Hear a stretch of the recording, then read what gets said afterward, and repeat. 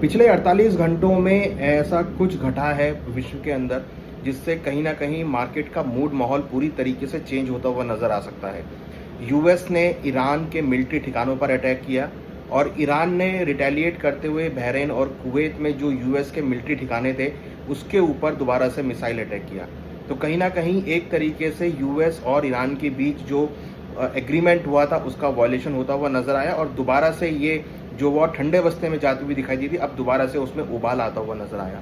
वहीं दूसरी तरफ रशिया और यूक्रेन, वहां पर भी दोबारा से ड्रोन अटैक होते हुए नजर आए।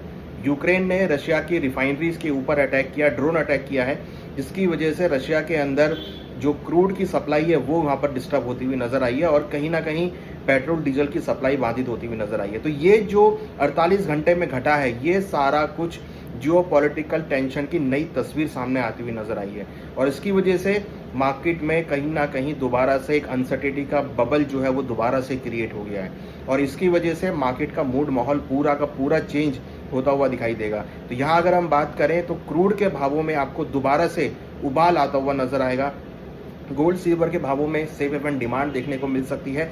इक्विटी मार्केट की तेजी पर शायद ब्रेक लगता हुआ भी नजर आए। तो मार्केट का मूड माहौल पिछले 48 घंटों में पूरा का पूरा चेंज हो गया है। तो यहाँ अगर हम बात करें क्रूड के लेवल्स को लेके तो क्रूड WTI करीबन $69 के आसपास चल रहा है और ब्रेंट का भाव करीबन अगर आप देखेंगे तो 72 के आसपास चल रहा है। वहीं नेचुरल गैस करीबन 3.23% डॉलर के आसपास ट्रेड कर रही है। तो कहीं ना कहीं हमने देखा कि क्रूड इस वॉर की वजह से क्रूड और नेचुरल गैस में तेजी देखी जा सकती है। यहाँ अगर हम बात करें तो क्रूड में एक ओवरसोल्ड जोन की कैटेगरी है जहाँ पर आपको रिकवरी देखने को मिल सकती है। तो चांसेस है कि क्रूड के भाव वापस 75 से लेकर $80 की रेंज में जाते हुए दिखाई दे सकते हैं।